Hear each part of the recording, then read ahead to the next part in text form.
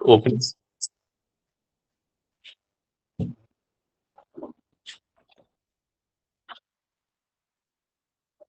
Neha ji opening करवाइए।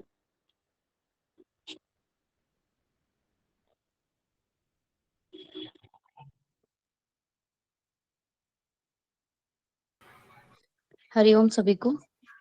सभी कमर गर्दन सीधी करके बैठेंगे। किसी भी कमर गर्दन सीधी करके बैठेंगे,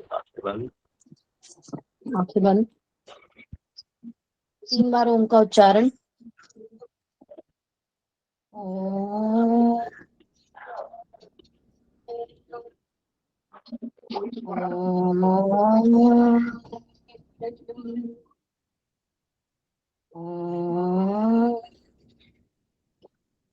सर्वे भवन्तु सुखिनः, सर्वे सन्तु निरामया, सर्वे भद्राणि पश्यन्तु, मा कश्चित् दुःखभाग् भवेत्, मा कश्चित् दुःखभाग् भवेत्। ओम शांति शांति शांति। ओम। दोनों हाथों को आपस में रख देंगे। धीरे धीरे अपनी आंखों पे लगाएं। धीरे से आंखें खोलेंगे। सभी को ओम नमस्ते। Thank you. सभी को नमस्ते।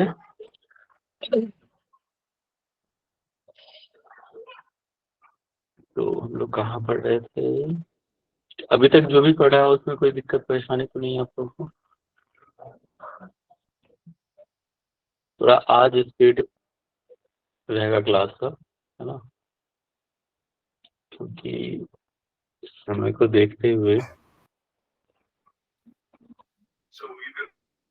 आप लोग थोड़ा सा एक्टिव मोड में रहेंगे। माइक म्यूट कर लीजिए।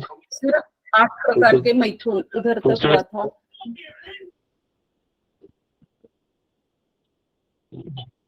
कहाँ तक हुआ था? धातु पढ़ रहे थे ना अपन।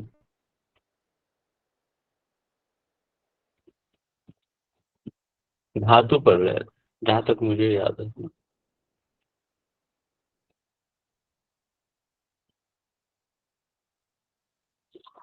ये हमने देख लिया था ना मैथुन।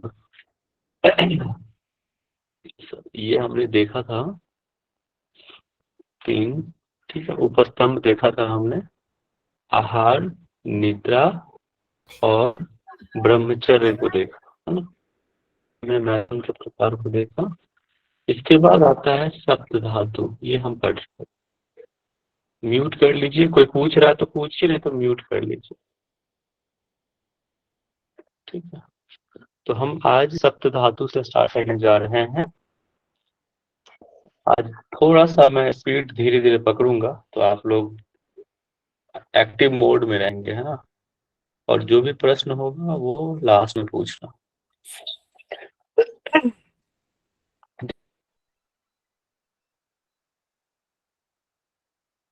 देखो नाम से स्पष्ट है, सप्त धातु। ये भी जो धातु बनता है शरीर का पोषण, शरीर को हम टिश्यू एलिमेंट भी कह सकते हैं। बॉडी में जो भी टिश्यू एलिमेंट है, तो देह धारणात धातु, जो देह को धारण करता है ना, शरीर को जो धारण करता है वो धातु कहलाता है। टोटल जो है 7, टोटल 7 धातु है। पहला है मांस, मेद, अस्थि, मज्जा और शुक्र, ठीक है। तो ये बनता कैसे है, तो इसको समझना है कि जो 7 धातु का जो निर्माण होता है, ठीक है, दोषों के भांति ही, जैसे दोष हमने जो पढ़ा था वात पित्त कफ, वैसे ही दोषों के भांति इसका भी निर्माण 5 पंच महाभूत से हुआ है। पृथ्वी, जल, अग्नि, वायु, आकाश, इसमें भी पंच महाभूत विद्यमान रहते हैं, ठीक है। और इसका जो निर्माण होता है, जो हम खाना खाते हैं, ठीक है, खाना खाने के बाद जो भी डाइजेशन होता है, ठीक है, जठराग्नि है ना, पाचक अग्नि जो कहते हैं, जो जठराग्नि के माध्यम से भोजन का जो पाचन होता है, उस क्रिया के फलस्वरूप, ध्यान से सुनना, उस क्रिया के फलस्वरूप जो है इन सारे ही धातु का निर्माण होता है। ठीक है, तो उसमें क्या बनता है, जो पाचन के बाद दो चीजें बनती है, मैंने आपको बताया था ना, एक सार भाग और एक किट भाग। तो सार भाग से इस धातु का निर्माण होता है, और किट होता है वो मल, है ना, पुरीश, मूत्र और स्वेद, और भी कई सारे मल होते हैं, लेकिन मुख्य ये मल। तो एक तरफ भोजन के पचने के बाद, है ना, जठराग्नि के प्रेजेंस में, उस खाना पचने के बाद सार भाग बनता है, और उस सार भाग से इस सात धातु का निर्माण होता है। तो सबसे पहले जो धातु का निर्माण होता है वो होता है रस। ठीक है, रस धातु का निर्माण होता है, और फिर धीरे धीरे इस पे भी अग्नि की क्रिया होती है। ऐसा नहीं है कि एक बार अग्नि की क्रिया हो गई भोजन पे, उसके बाद नहीं होगा, नहीं, यहाँ पे भी अग्नि की क्रिया होती है, जिसको हम धात्वाग्नि कहते हैं, है ना। हम आगे पढ़ेंगे धात्वाग्नि, और ये भी सात होते हैं, सात धात्वाग्नि, जितना सप्त धातु उतने ही धात्वाग्नि, और सारे ही नाम से रिलेटेड है। जो भी अग्नि बना, अब रस का निर्माण हुआ है तो इस पे रसाग्नि की क्रिया होती है, रक्त का निर्माण होता है, इस पे रक्ताग्नि की क्रिया होती है, जिसको हेमोग्लोबिन, प्लाज्मा, मांस को मसल टिश्यू, इंग्लिश में है लिखा हुआ साइड में, इसको आप पढ़ लेना। इसके बाद मेद पे मेदाग्नि की क्रिया, जिसको एडिपोज टिश्यू और फैट टिश्यू कहते हैं। महिलाओं में सबसे ज्यादा पाया जाता है एडिपोज टिश्यू, दैट्स वाई कि वो जल्दी वो फैट वो बनता है महिलाओं में। इसके बाद अस्थि, है ना, इस पे अस्थाग्नि की क्रिया, मजाग्नि, बोन मैरो जिसको कहते हैं, और शुक्राग्नि की क्रिया होने पे इस धातु का निर्माण होता है। ठीक है, शुक्र में अगर आप मेल को लेते हैं तो ओवम या स्पर्म कहते हैं, शुक्राणु, और सॉरी ओवम नहीं, स्पर्म कहते हैं, और फीमेल में ओवम, और ये क्या हो गया,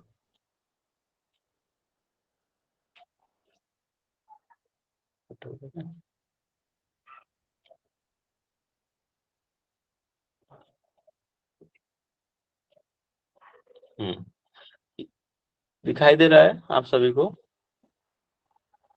यस सर। फीमेल में, हाँ, फीमेल में क्या होता है, ओवम, जिसको मंडाणु कहते हैं। तो ये इस तरह से इसका निर्माण होता है। ठीक है, ये बेसिक पॉइंट्स था। वैसे ही इसमें आप क्या ध्यान में और भी चीजें रख सकते हो, जो जठराग्नि से जो भी अभी मैंने बताया वो सारे ही यहाँ पे। हाँ, इसमें एक और पॉइंट है कि जो सार भाग बनता है, जैसे कि रस से रक्त बना, रक्त से मांस, मेद, अस्थि, मज्जा, ऐसे बनता है।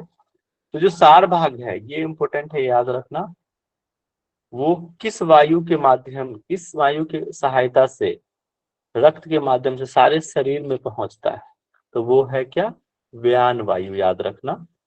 ठीक है, व्यान वायु की ही सहायता से जो है, और रक्त के माध्यम से जो भी सार भाग है, जो भी धातु बना है, वो सारे शरीर में पहुंचता है, रक्त, रस, मांस, जो भी सात धातु, और उसका पोषण का काम करता है।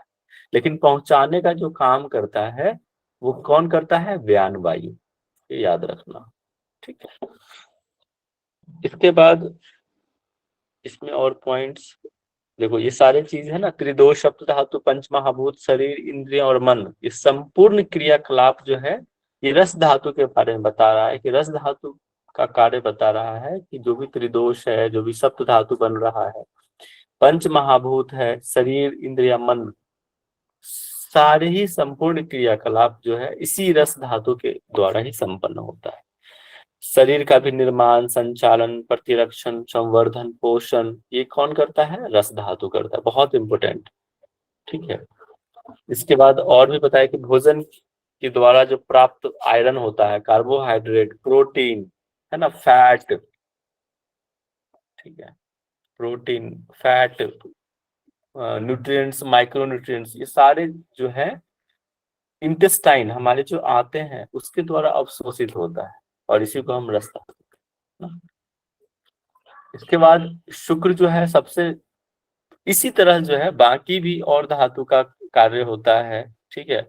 और एक और पॉइंट इसमें याद रखना कि इसी से रिलेटेड, जैसे कि ये अगर रस धातु का निर्माण अच्छे से नहीं हो गया, ठीक है, तो रस से रिलेटेड रसज रोग होते हैं, ठीक है। जैसे कि भूख नहीं लगना, है ना, कोई भी काम में मन नहीं लगना, मुंह का बुरा स्वाद हो जाना, फिर ज्वर होना, नपुंसकता, दुबलापन, है ना, पाचन शक्ति की कमी, ये सारे, त्वचा पे झुर्रियां आना, ये रसज रोग कहलाता है।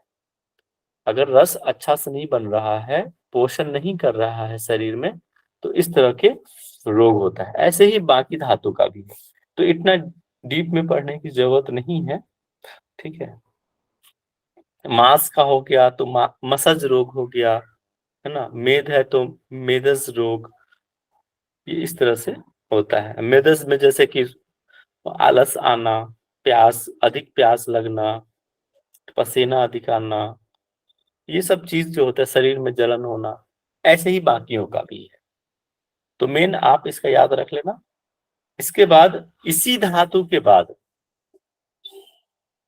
जब शुक्र जो है सबसे अंतिम धातु है और श्रेष्ठ धातु कहा गया है, श्रेष्ठ और शक्तिशाली जो धातु है वो कौन है, वो है शुक्र।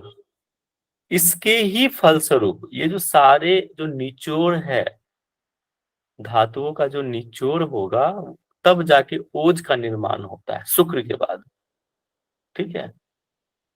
शुक्र के बाद ही ओज का निर्माण होता है।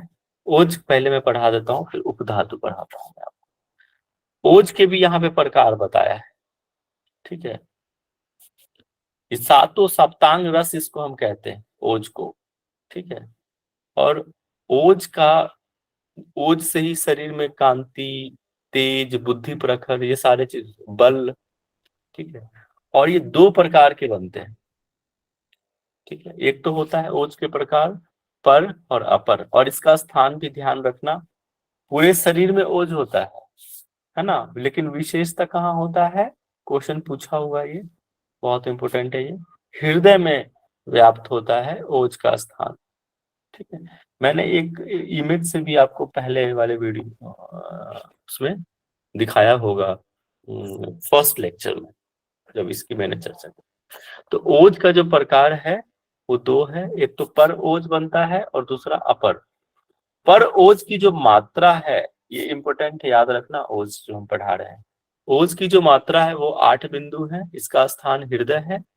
और दूसरा जो है, महर्षि चरक ने बताया है इसको, कि दूसरा जो है अपर ओज है, और उसकी जो मात्रा है आधा अंजिल, दोनों हाथ को जो हम जोड़ते हैं पाम को, उसको अंजिल कहते हैं, ठीक है।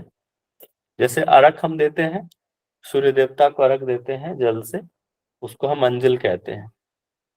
तो पूरे शरीर का, है ना, संपूर्ण शरीर का आधा अंजिल जो होता है वो अपर ओज होता है। और कहते हैं कि इसके नष्ट होने से मृत्यु तक हो जाती है ना। पर ओज के क्षय होने से क्या मृत्यु तक हो जाती है, और अपर ओज के क्षय होने से क्या होगा, बल की कमी होगी, उत्साह की कमी होगी, और अनेक प्रकार के रोग जो है, दुर्बलता से रिलेटेड आपको होगा, नपुंसकता हो, कुछ भी हो सकता है। तो ये ओज था। देखो ओज के बारे में और कुछ भी आप समझ सकते हैं कि ओज जो है अगर क्षय होता है तो क्या, इसके क्षय के कारण क्या हो सकता है ना, इसमें नहीं है, आप सुन लो।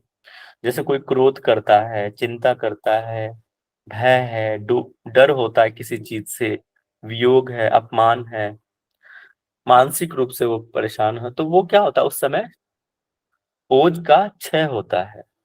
और लक्षण क्या देखे जा सकते हैं, जैसे कोई डरा डरा सा है, उत्साह है कम हो गया है ना, ये सारे चीज, फेस पे कांति नहीं है, रुक्ष हो गया है, तो वो इस तरह से दबा दबा से रहेगा, दब्बू जिसको हम कहते हैं, ये ओज कि लक्षण कम, क्षय होने के लक्षण।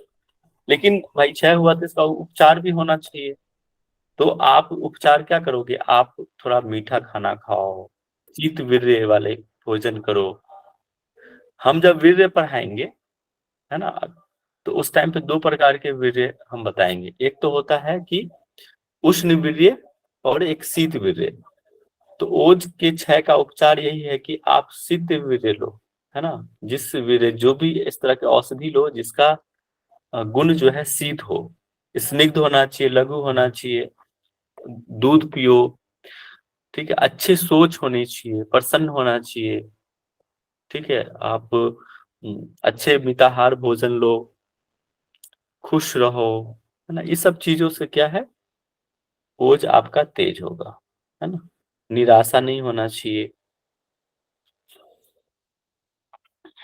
तो ये हमने ओज को देखा। इसके बाद मैं आपको उपधातु बता देता हूँ।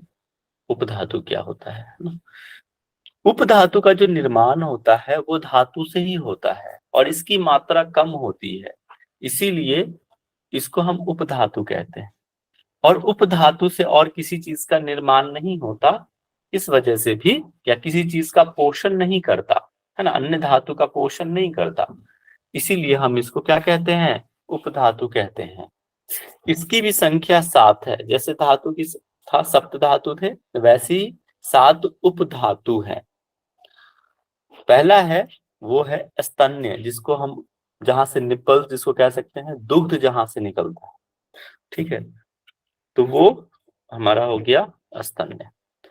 अब देखना कि दूध कब निकलता है, जब महिलाएं प्रेग्नेंट होती हैं, बच्चे का जन्म होता तभी निकलता है, वो भी कम समय के लिए होता है, ठीक है।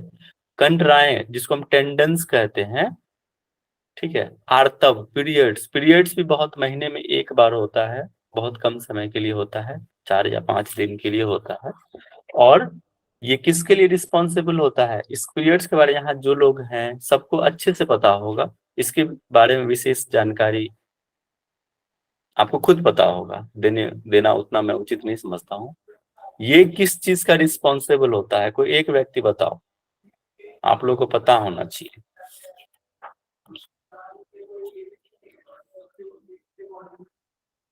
एनीवन? नहीं, चलो मैं ही बताता हूँ। ये हाँ सर, क्या क्वेश्चन पूछा सर आपने? आर्तव किस चीज के लिए रिस्पॉन्सिबल होता हाँ है? सर, पीरियड जो अगर आते हैं आर्तव बोलते हैं उसको, जिससे अरे। पीरियड्स आते हैं सर, आर्तव दोष, उसमें अगर प्रॉब्लम हुआ तो आर्तव दोष बोलते हैं उसको, जिससे पीरियड्स आते हैं। हाँ, लेकिन पोषण के ये लिए। गर्भावस्था के लिए, प्रेगनेंसी के अगर, लिए। हाँ जी, प्रेगनेंसी के लिए, इसी की वजह से हम प्रेग्नेंट होते हैं। अगर ये ना रहे तो हम प्रेग्नेंट नहीं हो पाएंगे, मतलब महिलाएं प्रेग्नेंट नहीं हो पाएगी, ठीक है।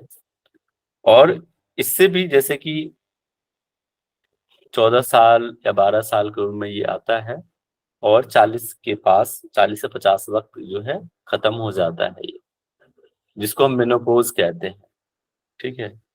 और बाकी आप इसके बारे में, और ये 4 से 5 दिन से ज्यादा नहीं होना चाहिए।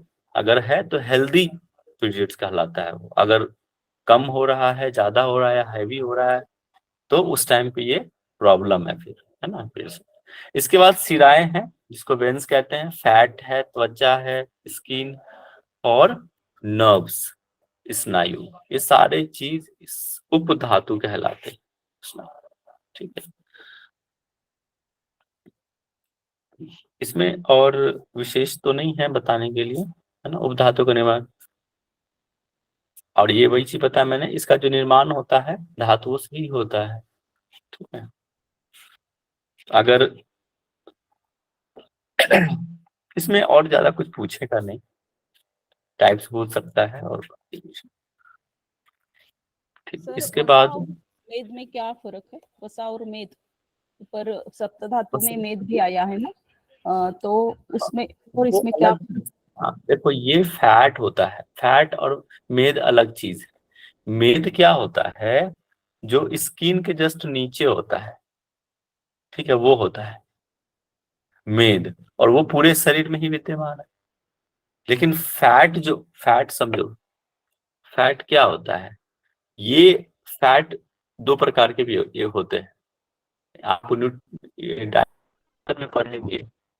एक हेल्थी फैट होता है ना, जो अच्छा होता है शरीर के लिए फैट, और एक होता है अनहेल्दी, मतलब अगर आप डाइट न्यूट्रिशन किसी ने पढ़ा है अभी? अभी नहीं उसमें ना आपको डिटेल्स में फैट के टाइप्स भी बताया जाएगा। उसमें इसके जो फैट में एक तो हेल्दी फैट होता है जो शरीर के लिए अच्छा होता है, और एक होता है अनहेल्दी, वो नहीं, उसके बढ़ जाने से प्रॉब्लम्स आती है। ठीक है, सर ट्रांस एक फैट जिसको एक पूरे कहते हैं, शरीर में फैट ट्रांस होता है फैट। सर तो कोई दिक्कत नहीं होता है सर, और एक पार्टिकुलर जगह पर होगा तो उसमें दिक्कत होगा सर, ऐसा ना? तो एक ना ट्रांस फैट होता है, जैसे कि ये कब बढ़ता है, ट्रांस फैट कैसे आता है, जैसे पैकेट्स वाले फूड्स लेते हो वो ट्रांस। तो ये डिटेल है, डाइट एंड न्यूट्रिशन का टॉपिक है, उसमें आप पढ़ना। ठीक है, तो मेद अलग चीज है, जो पूछ रहे थे ना, मेद अलग है, फैट अलग है। ठीक है, ओके सर, ओके सर। हाँ, दोनों चीजें अलग है। देखो ये सब सारी चीज मैंने बता चुका हूँ, ओज हम पढ़ चुके हैं, अब हम मल पढ़ते हैं। ठीक है, मल क्या होता है? मल क्यों कहते हैं इसको? क्योंकि ये पूरे शरीर को क्या करता है, मल करता है। आपको सर बताओ मल। हाँ जी बताइए। सर मेद को इंग्लिश में क्या बोलेंगे फिर सर? क्योंकि एडिपोज मैंने टिश्यू है ना वो। सर उसको फैट ही देखो ना बोला है यामिनी, उसमें देखो adipose, sir. Fat, adipose tissue है और फैट टिश्यू है। वो फैट है, ये फैट टिश्यू है। सर वो ये क्या है, स्किन के टिश्यूज एलिमेंट है। जो मतलब एपिडर्मिस डर्मिस लेयर है ना सर? हाँ, मेद जो है अलग चीज है ना, अब वो अलग है, ये फैट टिश्यू हो गया। टिश्यू किसको कहते हैं? एनाटॉमी पढ़ा है ना आपने, सेल टिश्यूज पढ़े हैं ना, वो कोशिकाओं के फैट अलग समूह है। को। Group of cells sir. हाँ, ग्रुप ऑफ सेल्स हो गया ये। ठीक है, अब वो फैट अलग है। ठीक है, चलो अच्छा है, अच्छा क्वेश्चन पूछा आपने। ये मेद पूरे, और यही जो होता है ना, एक ये अगर एडिपोज, जब महिलाएं जो नहीं होता है हेल्थ फैट बढ़ जाना, ये सब चीजें बढ़ जाना बहुत, ठीक है, उस टाइम पे ये जो है एडिपोज टिश्यू की वजह से होता है, बहुत ज्यादा अगर एक्सेस मात्रा में हो जाए, ठीक है, तो वो फिर प्रॉब्लम करता है। वो एडिपोज टिश्यू की वजह से होता है। ठीक है, वो जो फैट बनता है वो एडिपोज टिश्यूज की वजह से आता है, दोनों अलग है। ठीक है, समझ में आया? मैं अभी मल पढ़ लेते हैं, यस सर। फिर डिस्कस हम क्लास के एंड में भी हम कर सकते हैं, कोई दिक्कत नहीं है। मल के बारे में हम पढ़ते हैं। मल इसलिए कहते हैं क्योंकि ये मल जो है शरीर को मलिन करता है, और आपको बताऊं मल भी जो है शरीर का पोषण करता है। जो हमारे आंत में मल रहता है वो भी, उसमें भी बहुत सारे ऐसे न्यूट्रिएंट्स रहते हैं जो हमारे इंटेस्टाइन के द्वारा अवशोषित किया जाता है। इसीलिए हम कहते हैं ये शरीर का पोषण करता है।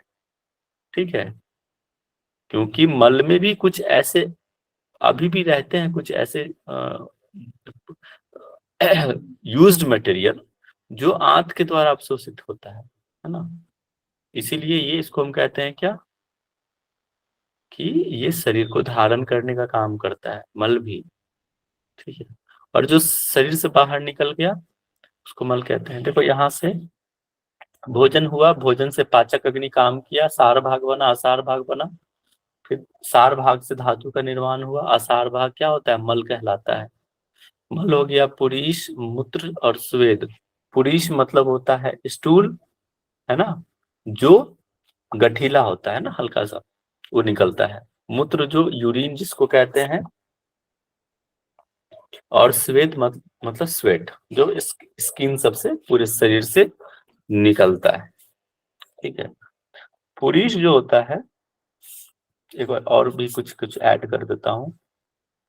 पुरुष अगर अच्छे से काम नहीं किया, ठीक है, इसी के वजह से तो कब्जियत होती है ना, पुरुष की वजह से, जी सर, जी जैसे सर।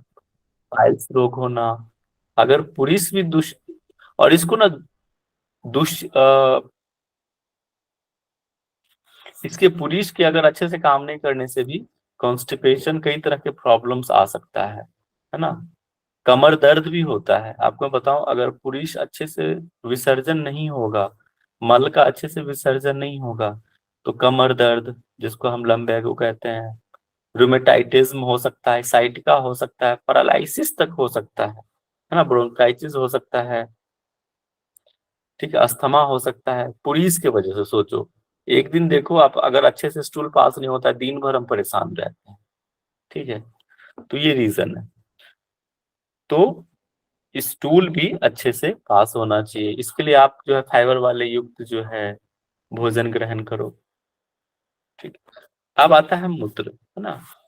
दिन में कहते हैं लगभग 4 से 5, क्योंकि ये आपका जो शरीर बना है 70% वाटर से बना हुआ है, पता है आपको। तो इसीलिए कहते हैं पानी की मात्रा ज्यादा होना चाहिए हमारे शरीर में। लगभग 4 लीटर जरूर पानी दिन भर में पीना चाहिए आपको, ठीक है। और कहा जाता है कि कम से कम 5 से 6 बार आप मूत्र त्याग जरूर करो, तब जाके जो भी हानिकारक पदार्थ हैं आपके यूरिन में वो बाहर निकल जाए, ठीक है। जो भी हमारे मूत्र में जो भी बॉडी फ्लूइड्स होता है ना, वो चीजें जो निकल जानी चाहिए। इसके वजह, अगर अच्छे से आप यूरिन पास नहीं करोगे तो कई बार ना यूरिन में जलन के भी, कई बार ऐसा होता है, नॉर्मल है कि पेशाब में जलन जैसा होगा। तो पानी अगर अच्छे से नहीं पियोगे तो ऐसी समस्या आती है। तो पानी आपको लेना है।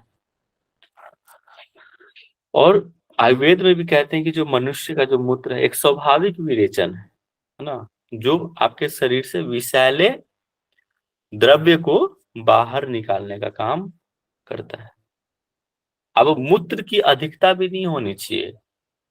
सीकेटी वाले पेशेंट को कहते हैं ज्यादा पानी नहीं पीने के लिए, है ना। किडनी वाले पेशेंट को, आपको पता है यहाँ पे हम लोग का यहाँ रिसर्च है, एम्स में रिसर्च सीकेटी वाले पेशेंट को ही है ना, क्रॉनिक किडनी डिजीज पे। उन लोग को ज्यादा यूरिन नहीं करना चाहिए, ठीक है, नहीं तो वो भी प्रॉब्लम होता है। एक निश्चित मात्रा में आपको पानी पीना है और यूरिन पास करना। तो इस तरह से होता है। इससे कई प्रकार के प्रॉब्लम, जैसे कि आप मूत्र त्यागते वक्त दर्द होना, आप कई बार कम पानी पीने की वजह से भी पीलापन ज्यादा आता है, ठीक है, चुभन सा होना, ये सारे चीजें मूत्र से रिलेटेड प्रॉब्लम आता है। स्वेद की बात करते हैं। स्वेद है पसीना आना।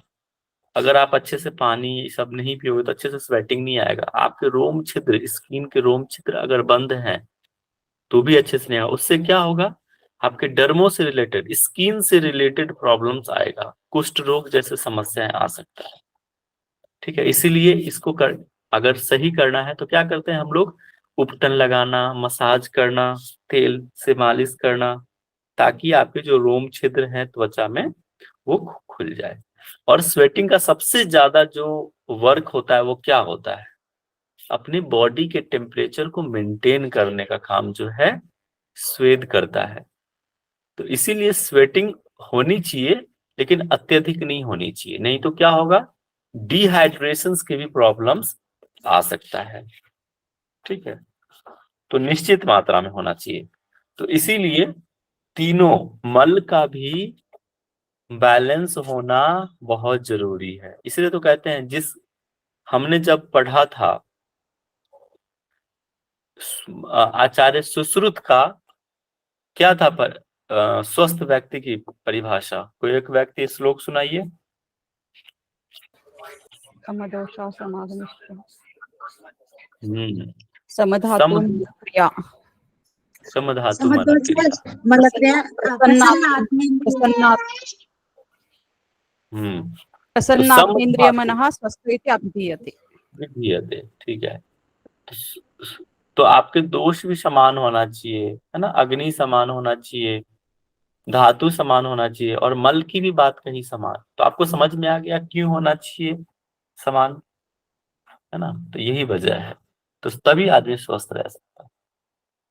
आप सोचते हो मल ही तो है, पास कर दो, है ना, बाहर निकल जाए।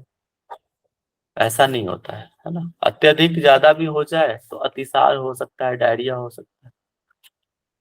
ये चीजें नहीं होनी चाहिए। और इसको हम दुष्य भी कहते हैं। क्यों?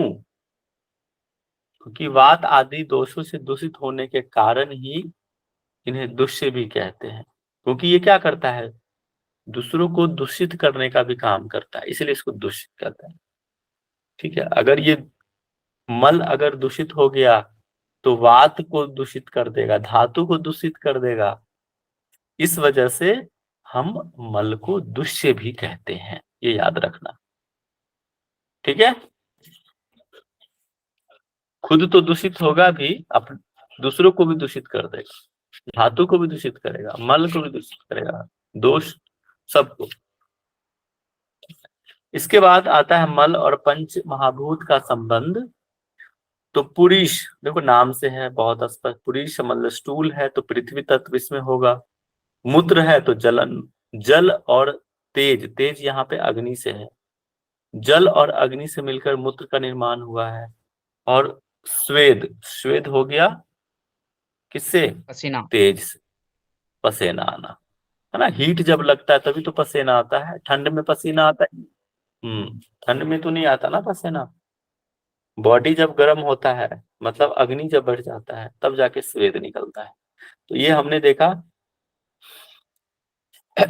मल और पंचमहाभूत के संबंध। अब अग्नि के सर प्रकार ठंड समझते में हैं। भी निकलती होगी तो कम मात्रा में निकलती होगी ना सर पसीना? कम ठंड में भी निकलती होगी कम तो कम निकलती है, मात्रा में। लेकिन वजह क्या है, बॉडी थोड़ा सा भी, या तो बेचैनी आएगी, या अलग तरह का फीलिंग आएगा आपके बॉडी में, चेंजेस आएगा, तभी जाके जो है स्वेद निकलता है। ऐसे नहीं निकलेगा, बॉडी हीट होगा तभी निकलेगा, या फिर किसी अन्य कारण से बेचैनी होना, या फिर अलग तरह का मनोदशा होना, तब जाके पसीना निकलता है।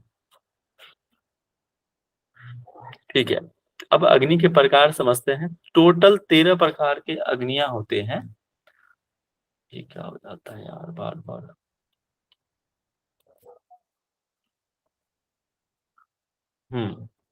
टोटल 13 प्रकार के अग्नि है। पहला है जठराग्नि, से समझो पहला, है ना, पहला होता है जठराग्नि, समझो। ठीक है, क्योंकि इसी पे तो काम है। इसके बाद भूताग्नि समझना, सेकंड नंबर। कौन सा?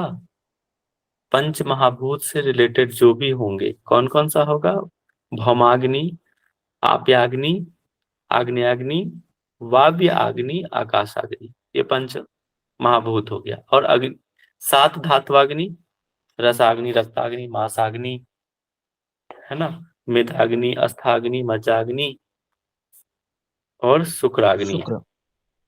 शुक्र पुरुषों के लिए शुक्र, और स्त्रियों के लिए रजोग्नि, है ना, रज से रिलेटेड। रज। अब जठराग्नि के बारे में जानते हैं।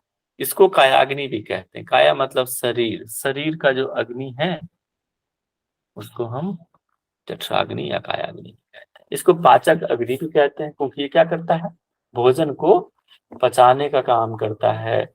इसका जो स्थान है तो याद रखना आपको, आमाशय पेट, और पक्वाशय ड्यूडेनम, जहाँ पे क्या, ड्यूडेनम का छोटी आंत और ड्यूडेनम के बीच नाभि का प्रदेश, वहां पे पाया जाता है। इस जगह पे नाभि जठराग्नि को कहते हैं। कहते हैं यहाँ पे तो एक उपमा दिया हुआ है कि जिस तरह से सूर्य उष्मा उत्पन्न करता है और नदी तालाब कुआं इसको सोख लेता है, वैसे ही जठराग्नि है। ठीक है, जठराग्नि उष्मा उत्पन्न करके क्या करता है, भोजन का पाचन करता है। गैस पे चढ़ाते हैं, खाना बन जाता है ना, अग्नि की सहायता से खाना पक जाता है, और वही खाना हमारे पेट में फिर से पचता है। ठीक है, जठराग्नि की अवस्थाएं बताई गई हैं, 4 अवस्थाएं बताई हैं। कौन कौन सी? पहला है विषाम अग्नि, है ना। इसमें क्या होता है अग्नि जब तेज या कभी मंद कभी समान विषम पर रहेगा, ये फिक्स नहीं है कि कब तेज होगा कब मंद होगा या कभी समान होगा। तो किस वजह से होता है ये याद रखना है, और वात की अधिकता की वजह से ये पाया जाता है, ठीक है। और इसके परिणाम स्वरूप कई सारे रोग जो होता है ना, विषामाग्नि की वजह से कई प्रकार के रोग होता है। कौन कौन सा? तो ये आप रख लोगे, कब्ज, कॉन्स्टिपेशन, है ना, उदावर्त ना, उदर वात जब ऊपर की तरफ उठ जाता है, आंतों में पेट में गुड़गुड़ाहट होने, अतिसार होना, पेट में भारीपन सर दर्द। होना। हाँ, सर दर्द भी हो सकता है पेट की वजह से, है ना। लेकिन पेट से रिलेटेड जितने भी प्रॉब्लम होगा वो सारे ही होगा, ठीक है, विषामाग्नि से।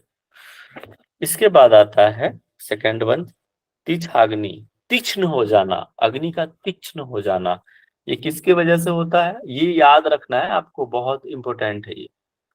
पित्त की अधिकता की वजह से, पित्त की अधिकता की वजह से होता है ना, तीक्ष्णाग्नि।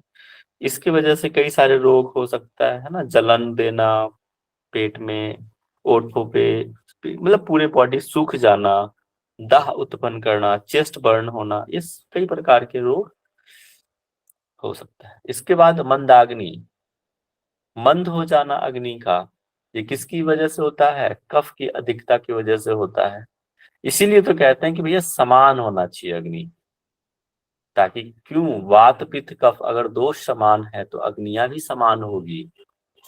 अगर अग्नि दोष अगर ऊपर नीचे हो गया तो फिर प्रॉब्लम, तब जाके प्रॉब्लम्स होगी, कई प्रकार, हो जाएंगे।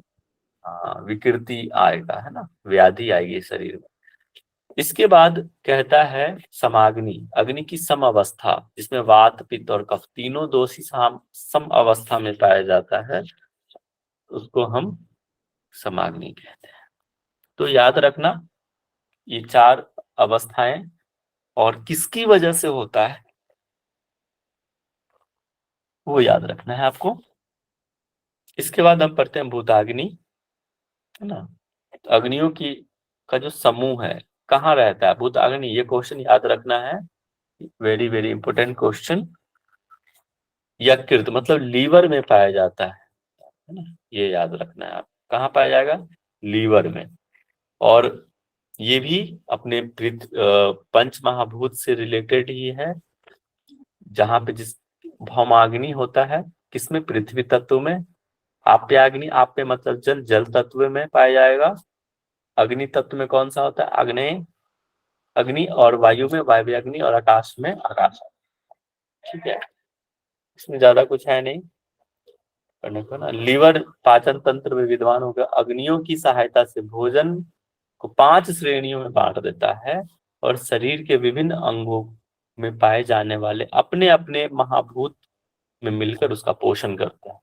शरीर में जो है आपको पता होना चाहिए, जो पंच महाभूत है, वैसे तो पूरे हर जगह सारे ही चीज विद्यमान है, लेकिन अगर डोमिनेंट की बात करें तो पृथ्वी तत्व कहाँ पाया जाता है? कमर से नीचे के भाग पे। जल तत्व कहाँ पाया जाता है? जहाँ पे मूत्र जहाँ पे रहता है, ऊपर कमर, जहाँ पे यूरिन पास करते हैं उस जगह। अग्नि तत्व नाभि के पास, वायु कहाँ होता है? चेस्ट के पास, और आकाश तत्व गर्दन से ऊपर का स्थान। ये अब उस जगह पे, उस स्थान पे पाया जाता है, और वहां पे उसका पोषण करने का काम करता है। यही तो कह रहा है कि विभिन्न अंगों में पाए जाने वाले अपने अपने महाभूत में मिलकर उसका पोषण करता है, ठीक है, याद रखें। इसके बाद ये देखो, इसको चार्ट में बनाया हुआ है कि भोजन जब जठराग्नि, जठराग्नि किसके वायु से? एक समान वायु, समान वायु कहाँ पाया जाता है? पेट में। और पाचक पित्त के माध्यम से खाना को पचाने का काम करता है। सार भाग बना, किट बना, सार से भूताग्नि अग्नियां काम करता है, ठीक है, फिर धात्वाग्नियां काम करता है, और वहां पे भी जहां जहां पे कोई भी अग्नि काम करेगा ना, एक चीज याद रखना, जहां जहां अग्नि काम करेगा वहां पे सार और कीट भाग बनेगा, ठीक है। जैसे भोजन का पाचन हुआ तो सार और कीट भाग बना, और सार भाग से भूताग्नि धात्वाग्नि का काम करता है उस पे, है ना, किस पे, धातुओं, और वहां से भी मल और ओज का निर्माण होता है, मल और सार भाग और कीट भाग का निर्माण होता है।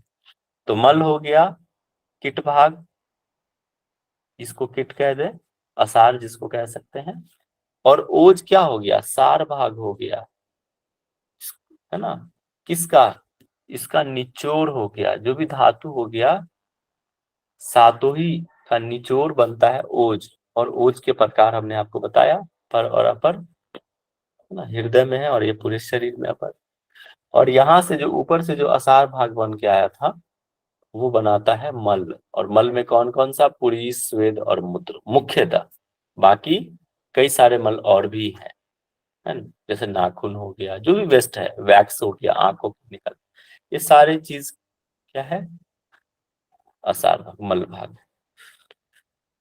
अब हम आगे देखते हैं, वैसे धात्वाग्नि, जठराग्नि और भूताग्नि की सहायता से पंच जो भूत हैं उसको रूप में परिवर्तित हुआ अन्न रस धात्वा, जो भी धात्वाग्नि है ना, रस वह, देखो फिर से वही कह रहा है वहां बात कि धात्वाग्नि जो है फिर से जो भी भूताग्नि है उस पे काम करता है, और फिर जाके जो भी धातु का जो है निर्माण करता है। जो मैंने आपको स्टार्टिंग में बताया कि रसाग्नि, रक्ताग्नि, मांसाग्नि, जो हमने भोजन किया रस बना, तो रस पे कौन सा काम किया, रसाग्नि किया, रक्ताग्नि किया, मांसाग्नि किया, इस तरह से, और धातु का निर्माण करते गया, रसाग्नि क्रिया तो रस का निर्माण हुआ, है ना, वही चीज बता रहा है ऊपर, बदल जाता है ना, यह अन्न, रस, रक्त आदि धातु में बदल जाता है। रक्ताग्नि तो रक्त का निर्माण हो गया, मांसाग्नि मांस का, मेद का, अस्थि का, मज्जा, इस तरह से अग्नि की क्रिया हो रही है और इस सात धातु का निर्माण होते जा रहा है।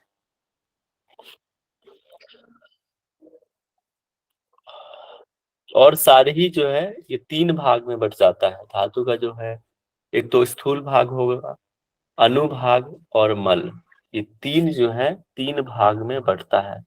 धातु मूल रूप से तीन भाग में विभक्त हो जाता है। तो जो स्थूल भाग हुआ, धातु का जो स्थूल भाग होता है वो धातु का पोषण करता है, संवर्धन करता है, वृद्धि करता है, ठीक है, स्थूल भाग। और सूक्ष्म भाग जो होता है, मैंने क्या बताया आपको कि रस से ही रक्त का निर्माण होता है, रक्त से मांस, फिर मांस से मेद, तो सूक्ष्म भाग होगा किसका, रस का, उसका जो सूक्ष्म भाग रस होगा का वो, रस का सूक्ष्म भाग हो जाएगा सर, रक्त हो जाएगा, रक्त का इस तरह बोलेंगे ना सर, मांस हो जाएगा। वो अगले धातु का निर्माण करता है। देखो रस हुआ, रस जो क्या करेगा, इसका जो स्थूल भाग, देखो रस है, समझो चीज, तीन भाग बना, रस से तीन भाग निकल के आया, कौन सा, स्थूल, सूक्ष्म और मल। जो स्थूल भाग होगा रस का वो तो धातु का पोषण करेगा, बाकी धातु का भी तो पोषण जरूरी है, खुद का और बाकी धातु का पोषण करेगा। और इसका जो सूक्ष्म भाग है, अनुभाग है, वो अगले धातु का निर्माण करेगा साथ ही साथ, मतलब अगले धातु कौन सा, रक्त का निर्माण करेगा। और मल, इसके बाद रस का जो मल भाग है वो बाहर, मल भाग पदार्थ का पोषण करेगा, या तो बाहर निकलेगा और फिर पोषण का भी काम करेगा। जैसे मैंने आपको क्या बताया था, मल में, मल क्या होता है, मल में भी कुछ ऐसे न्यूट्रिएंट्स होते हैं जो आंत के द्वारा अवशोषित होता है, इसीलिए यहाँ कहा कि मल भाग जो है मल का पोषण करेगा। समझ में आया ये भाग? और उसी को यहाँ पे टेबल पे बना के लिखा हुआ है एक सजा के कि रस है इसका उपधातु, जैसे कोई ग्रह होता है ना, सूर्य का उपग्रह कौन है?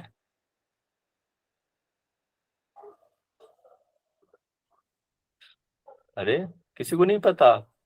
सन का चंद्रमा सर। चंद्रमा। वैसे ही यहाँ पे धातु का है उपधातु, तो रस है तो यहाँ पे क्या स्तन्य आर्तव, ये इसके उपधातु हो गए। और पोषण क्या करेगा इसका स्थूल भाग? रस धातु का पोषण किया। और निर्माण किसका किया? जो अभी मैंने वही चीज आपको बताया तुरंत, निर्माण क्या करेगा? अगले धातु का। और मल क्या बनेगा? कफ का निर्माण करता है, कफ यहाँ बनता है रस से। और कफ तो पोषण करता है, पूरे शरीर का भी तो पोषण का काम करता है। लेकिन यही मलिन हो जाए तो क्या होगा? कफ दोष बढ़ जाएगा। ज्यादा ही अगर आप मीठा खा लो तो कफ क्या होगा? बढ़ जाएगा, यहां से मलिन। वैसे ही बाकी चीजें जिसको आप लोग पढ़ लोगे, रक्त का कंडरा सीरा है ना, रक्त बना, मांस धातु का निर्माण किया, और इसमें मल क्या बनेगा? पित्त बनेगा। ठीक है, तो इसको आप लोग देख लेना, डिस्कस करने की जरूरत है इसको। आगे बढ़ूं? पढ़ोगे? खुद से पढ़ लेना, दिक्कत सर आए ये तो लास्ट में पॉइंट क्या दिया सर, मज्जा धातु के बाद केस क्या है सर?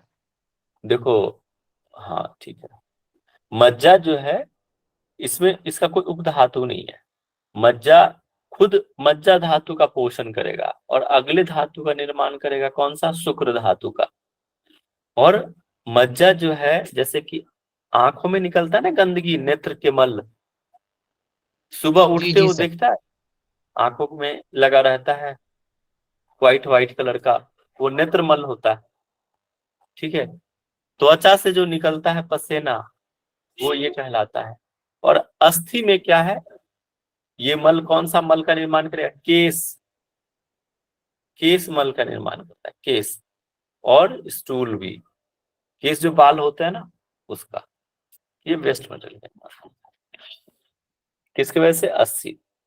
अस्थि की वजह से। ठीक है, इसमें और कुछ है नहीं समझने को, हम आगे बढ़ रहे हैं। आमरस।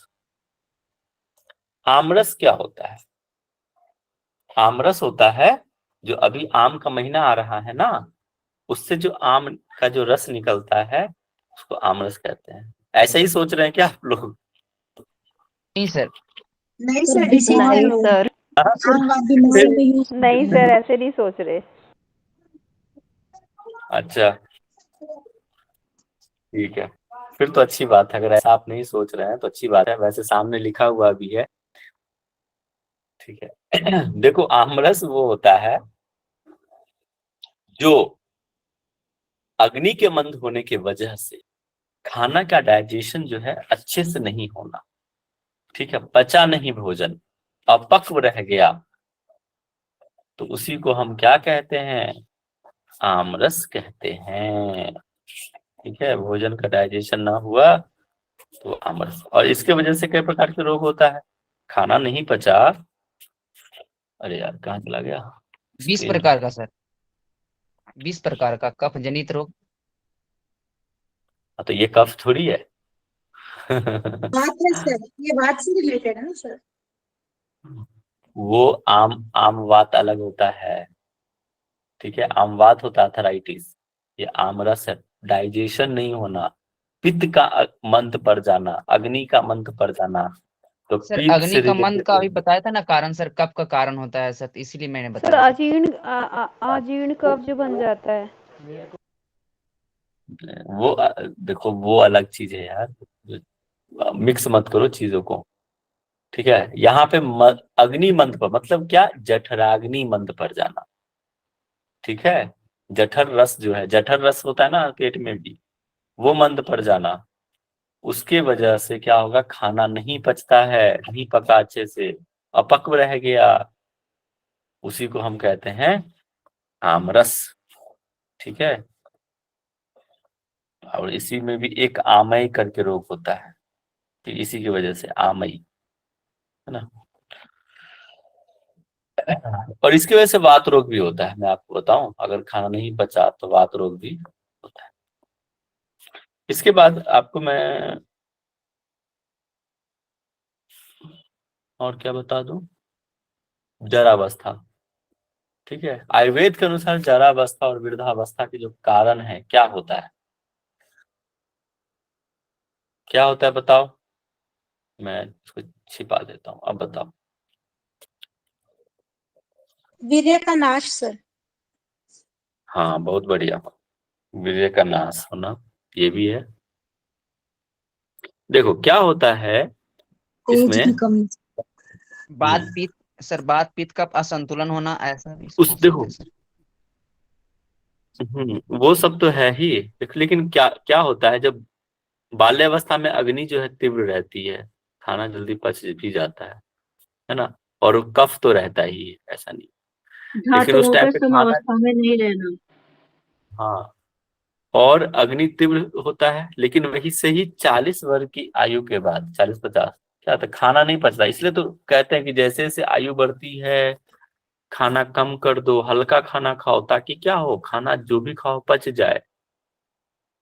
युवावस्था में क्या आप कुछ भी खा लेते हो, अटर पटर जो भी चीज है, तला भुना चीज, सब पच जाता है, क्योंकि क्या, अग्नि तेज रहती है युवावस्था में। लेकिन वैसे ही 40 के क्रॉस करते हैं अग्नि, 40 के बाद अग्नि क्या मंद पड़ने लग जाती, तो खाने का पोषण नहीं होता अच्छे से, है ना, छिन्न होने लग जाता है। धातु क्या होता है, छिन्न होने लग जाता है, शरीर कमजोर होने लग जाता है, और मल पदार्थ का निर्माण भी अधिक मात्रा में होता है ना। ज्यादा ही अगर मल बाहर निकल जाए तो शरीर का क्या होगा, बल कमजोर पड़ जाएगा, और इसी को हम जरावस्था कहते हैं, वृद्धावस्था कहते हैं। बस यही सिंपल सी बात है। इसके बाद आता है, समझ में आ गया, इसके बाद आता है त्रिदंड।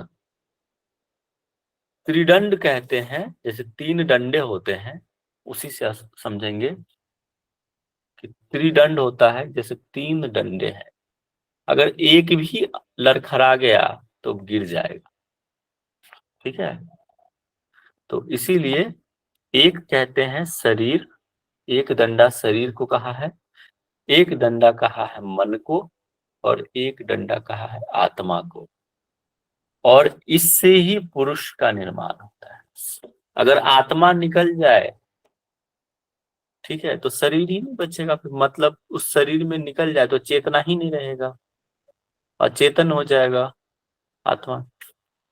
ठीक है, तो आत्मा होना जरूरी है, मन का भी होना जरूरी है, मन नहीं रहेगा तो कोई कार्य नहीं होगा, और शरीर तो है। ठीक है, तो ये तीनों ही एक दूसरे के सहारे जो है खड़े रहते हैं, है ना। एक भी अगर असंतुलित हो गया तो फिर क्या होगा, शरीर अस्वस्थ हो जाएगा। तो शरीर के सर बारे में, जैसे सर जैसे कि शरीर और आत्मा और मन तीनों चीजें आपने बताई, बट जैसे कि किस बैलेंस करना है और एक चीज कर सकती है उसको बैलेंस, तो वो मन होगा ना। अगर मन स्ट्रोंग है तो शरीर और आत्मा दोनों को बैलेंस कर देगी। वो तीनों ही एक दूसरे के पूरक है। अगर शरीर ठीक नहीं है तो मन भी आपका ठीक नहीं होगा, आत्मा तो नहीं ठीक होगा, तृप्ति नहीं होगी। अगर मन खराब है, साइकोसोमेटिक डिजीज जानते हैं ना, और सोमेटोसाइकिक, जी सर। ठीक है। हाँ सर। शरीर अगर खराब है तो कहीं ना कहीं मन से हम खराब हो जाएंगे, शरीर ही नहीं ठीक है। एक दिन आप कमजोर पड़ जाओ, देखो मन में कितनी तरह के विचार आते हैं, और मन खराब हो गया तो आत्मा को कैसे ठीक करोगे, आत्मा भी आपका असंतुष्ट रहे। तीनों ही एक दूसरे के पूरक है। ठीक है, ओके तो सर। तीनों को ही संतुष्ट करना जरूरी है। इसीलिए अपने शरीर के बारे में एनाटॉमी आपने पढ़ा है, इसमें मैं बताने की कोई आवश्यकता नहीं समझता हूँ कि शरीर में आप क्या क्या है, हाथ पैर ये सारी चीजें हैं, नहीं उसको सर, समझ स्वस्थ में रख। आ गया। ठीक है, इसके बाद आता है शरीर के बारे में यही है, शरीर के बारे में जो भी एनाटॉमी आपने पढ़ी है वही चीज है। ठीक है, अब इसके बाद आता है मन के बारे में। ठीक है, मन से क्या समझते हैं, जो भी मन से क्या समझते हैं बताओ। जो मनन करता है वो मन। सर हमारी इंद्रियों ठीक। का स्वामी है मन। भगवत गीता में क्या कहा है कि रे मन यस, तू मेरा इंद्रियों का स्वामी है। संयम रखना। ठीक है, तो देखो शरीर के बारे में आप, उसमें तो श्लोक शरीर है जो सर, मन चलम दुर्निग्रहम बोला है ना हम्म मन को। इसलिए कृष्ण ने अर्जुन को क्या कह रे मन तू मेरा मित्र बन जा, है ना। मन को अगर मित्र बना लेते हैं तो फिर वो विचलित नहीं होगा। ठीक है, तो एक बार मैं शरीर के बारे में फिर से एक बार आप लोग को बता दूं, शरीर में क्या क्या है। शरीर में क्या क्या है, कर्मेंद्रियां, इंद्रियां, ज्ञानेंद्रियां। ठीक है, ये सारे चीज और शरीर का जो पोषण होता है किसके वजह से होता है, षड्रस की वजह से होता है। मधुर, अम्ल, लवण, कटु, तिक्त और कसाई, ये सारे ही षड्रस हैं। इससे और जो हमने पंच महाभूत देखा, दोष, धातु, मल, ये सारे चीज से ही शरीर का निर्माण। इसके बाद मन। ठीक है, अच्छा एक और प्रश्न है, शरीर में कितने विसर्जन मार्ग हैं, पुरुष के कितने हैं क्या और सर? शरीर में कितने महिलाओं में विसर्जन, 12 है कितने सर, जगह। और जेंट्स में 9। बहुत लेडीज में बढ़िया। 12 होते हैं सर, जेंट्स में 9 होगा। कौन कौन से हैं बता दो। लेडीज में सर 2 आँख, 2 कान, 2 नासिका, 1 मुख, गुदा, मूत्र मार्ग होगा जहाँ योनि मार्ग होगा, और हमारे वक्षस्थल होंगे। बहुत बढ़िया, वेरी गुड। और जेंट्स में, ठीक है, बाकी तो हैं जेंट्स। ठीक है, चलो हो गया। बहुत बढ़िया। चलो ये इसमें ज्यादा डीप में से पूछेगा नहीं, बट फिर भी मैं आपको थोड़ा सा मन के बारे में भी आपको बता देता हूँ। शरीर में जो भी इंद्रियां कार्य करती है ना, समझना, सुनना अच्छे से। शरीर में जो भी इंद्रियां कार्य करती है वो मन के सहयोग से ही करता है ना। मन के बिना कोई भी इंद्रिया ज्ञान प्राप्त नहीं कर सकता। ठीक है, चाहे वो ज्ञान इंद्रियां हो, कर्मेंद्रियां हो, सारे। और मन जो है उसको हम उभय इंद्रियां कहते हैं। उसको एज ए हम ज्ञानेंद्रियां और कर्मेंद्रियां के जैसे ट्रीट करते हैं, इसलिए इसको मन को हम क्या कहते हैं, उभय इंद्रिय। ठीक है, ये याद रखना मन के बारे में। इसके बाद मन के बारे में और क्या आप याद रख सकते हो, उनका स्थान। मन को कहा जाता है मुख्यतः कहाँ पाया जाता है, हृदय में और मस्तिष्क में। ये 2 जगह जो है हृदय का स्थान बताया है। और हृदय की मन की कितनी संख्या होती है, 5-6 तो होते ही होंगे। कितनी होती है बताइए। एक ही होता एक ही है सर। सर चाहे जितनी हो सकती है सर। इस मन तो एक ही है ना। कंफर्म ना, एक ही मन है ना नेगेटिव सब। पॉजिटिव। अरे एक ही मन है, ठीक है, कंफ्यूज मत हो आप लोग, जितनी मैं ऐसे बार ही तो लगाया जाए उतना होगा। एक ही मन है सबके। मेरे पास तो एक ही है और आप लोगों के पास भी एक ही मन है। चाहे उस मन को अच्छे चीज में लगाओ या बुरे चीज में लगाओ, है तो एक ही मन। ठीक है, इसके बाद इसका जो परिमाण होता है बहुत अणु के समान होता है, बहुत ही, उसको हम देख नहीं सकते हैं, है ना। और इसका कार्य क्या हो गया, मन का जो कार्य होता है वो ज्ञानेंद्रियों के द्वारा जो प्राप्त विषय होते हैं ना, उस विषय के ज्ञान को अहंकार और बुद्धि तक पहुंचाने का कार्य जो है मन करता है। समझ में आ गया। मन का जो कार्य होता है इंद्रियों के द्वारा, जो भी हमारे इंद्रियां हैं, 6 सेंस ऑर्गन्स जो भी हैं हमारे, उसके द्वारा जो हम विषय, कोई भी विषय हो सकता है, किसी को देखना, किसी चीज, अगर हम आपको देख रहे हैं तो तो क्या अरे हाँ बहुत खूबसूरत है, उसके बाद हमारे मन में क्या ऐसा विचार आया, आपके प्रति कोई चीज का ज्ञान प्राप्त हुआ कि हाँ आप सुंदर है, और फिर मन में ऐसा ख्याल आता है है ना, और फिर उससे या तो फिर बुद्धि अहंकार आदि तक पहुंच, तभी तो हम सोचते हैं, है ना। तो इसलिए कहते हैं इसका जो कार्य है विषय के ज्ञान को अहंकार और बुद्धि तक पहुंचाने का जो कार्य करता है वो मन करता है, ठीक है।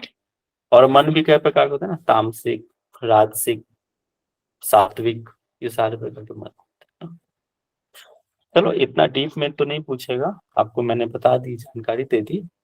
अब आता है आत्मा के बारे में। आत्मा के बारे में हम जानते हैं, कहते हैं कि भले इंसान मर जाए आत्मा नहीं मरता। वो एक शरीर को छोड़ के, गीता में बहुत अच्छा इसका उदाहरण दिया हुआ है, बहुत अच्छा चीज बताया हुआ है इसके आत्मा के बारे में, मन, ठीक है, कि वो एक शरीर से छोड़कर दूसरे शरीर को ग्रहण करता है ना। आत्मा मरता नहीं है। किसी की आत्मा मरती है क्या? नहीं मरती, ठीक है।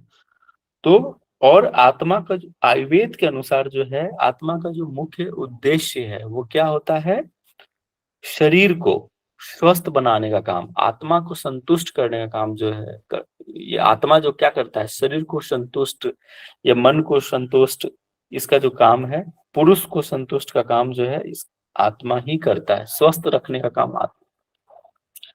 और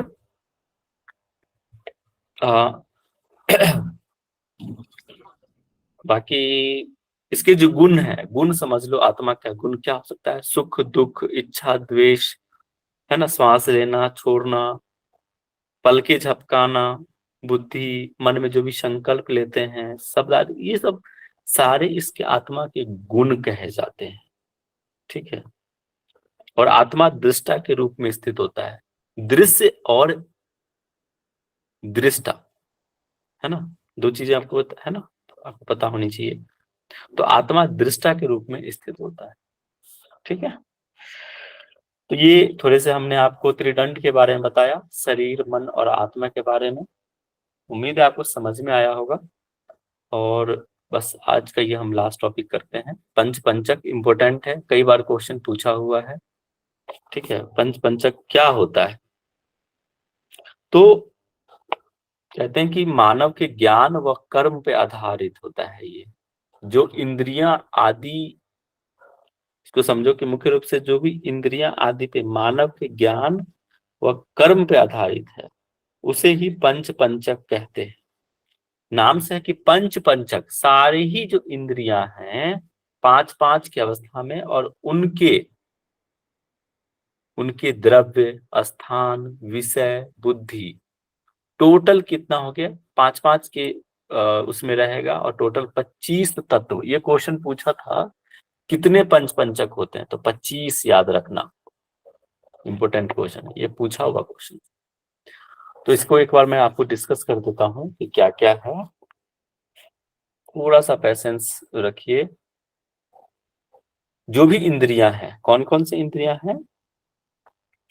श्रोत्र, श्रोत्र को हम कान से समझते हैं, संस्कृत वर्ड है श्रोत्र। और देखो एक चीज समझो पहले, जो भी इंद्रियां हैं, इंद्रिय द्रव्य, ठीक है,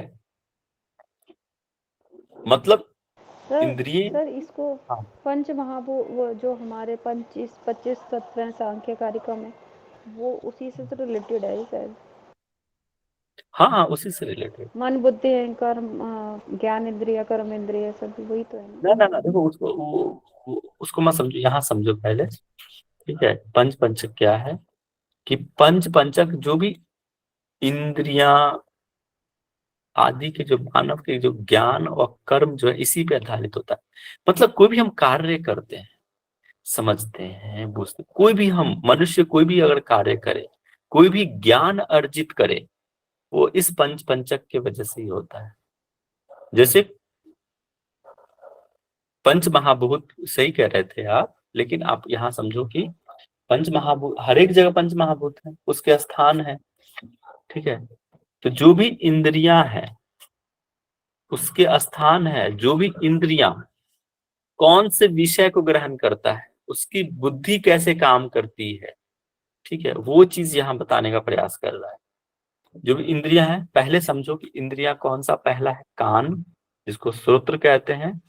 इसके इंद्रिय द्रव्य, इसको जो इंद्रिय द्रव्य है वो आकाश है, ठीक है। इंद्रिय द्रव्य यहाँ समझो कि जो भी इंद्रियां हैं उसके 5, जैसे कान, त्वचा, आंख, जीव, ठीक है, नाक, सबके अपने अपने इंद्रिय द्रव्य है और सब अपने अपने जगह पे सबके अपने अपने कार्य हैं, ठीक है। और सबका अपना अपना स्थान है सभी इंद्रियों के, और सभी का अपना अपना विषय है और बुद्धि है। तो एक मैं एक तो फास्ट समझा देता हूं। कान के जो है इंद्रिय द्रव्य आकाश है, इसका स्थान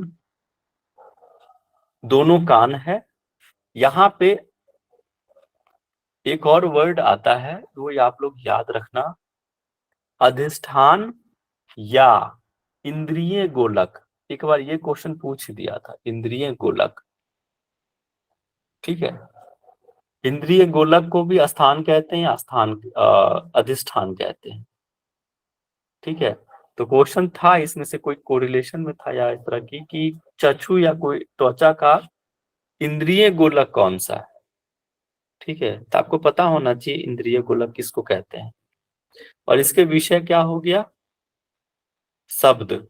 जैसे पंच महाभूत के जो भी तन्मात्राएं थे, है ना, विषय थे, वो आप याद कर लोगे तो आपको समझ में आ जाएगा कि हाँ वही है, ठीक है।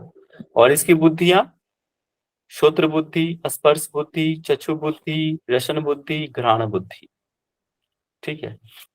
इस तरह से आप लोग इसको याद कर लोगे, इसमें ज्यादा डीप नहीं, ये जो चार्ट आप याद कर लोगे ना वो काफी है।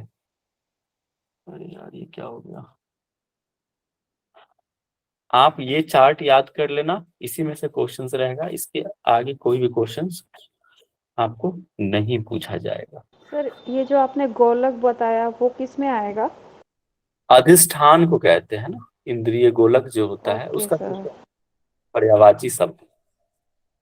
इसके बाद पंचकोश है। पंचकोश हम नेक्स्ट लेक्चर में देखेंगे, बहुत इंपॉर्टेंट टॉपिक है। हम सोच रहे थे कि आज इसको पढ़ाते, लेकिन शायद नहीं हो पाएगा। सर कल पढ़ा देना। कल पढ़ा देंगे, हम भी समझ सकते हैं। हाँ जी सर कल पढ़ा देना। ठीक है, समझ में आ गया आप लोगों को। आज आज मैं बहुत ज्यादा फास्ट भी नहीं था, अपने ही पेस में था, नॉर्मल पढ़ा रहा था मैं।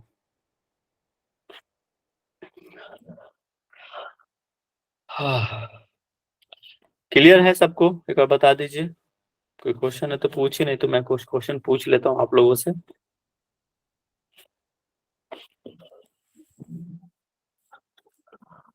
ठीक है सर मेरे को बताएंगे। क्वेश्चन पूछना था लेकिन मैं कल पूछूंगी सर। ठीक है, क्योंकि मैं आधे घंटे की क्लास तो ले ही नहीं पाई नेटवर्क इशू की वजह से। अच्छा चलिए अच्छा, आपका ये पूरी रिकॉर्डिंग सुनूंगी उसके बाद। ठीक है, रिकॉर्डिंग सुनिएगा, इसके बाद क्वेश्चन पूछिएगा। मुझे नहीं लगता है कि कोई क्वेश्चन ऐसा बचेगा रिकॉर्डिंग सुनने के बाद। ठीक है मीरा जी, आप बता दीजिए, अगर आप लेट आए हैं तो। हाँ सर, वो मुझे स्नायु स्नायु और नर्व का अंतर समझना था मुझे। बस उस टाइम पे मैंने क्लास ज्वाइन करी थी, आप कुछ बता रहे थे। कौन बताएगा, बताओ। स्नायु और नर्व एक ही चीज है, अंतर नहीं है, इसलिए मैंने थोड़ा सा। ठीक है, अलग नहीं है एंडोक्राइन स्नायु। सिस्टम उसी को बोल, नर्वस सिस्टम। उसी को नर्व कहते हैं, उसी को स्नायु कहते हैं, स्नायु तंत्र, नर्वस सिस्टम, स्नायु तंत्र। Okay sir. ठीक है। सर यही क्वेश्चन था क्या? सर आज बहुत क्लास बहुत कभी ज्वाइन हो रहा है कभी नहीं हो रहा, पूरा मतलब इतना अच्छा पढ़ा रहे हैं आप। लास्ट का तो काफी समझ में आ गया, लेकिन चलो स्टार्टिंग ठीक का है, मैं रिकॉर्डिंग देखूंगी। हाँ ना, और माइक अनम्यूट करके शालिनी जी बताएंगे। कुछ क्वेश्चंस पूछ लेता हूँ। सातों धातु के नाम बता दो शालिनी जी।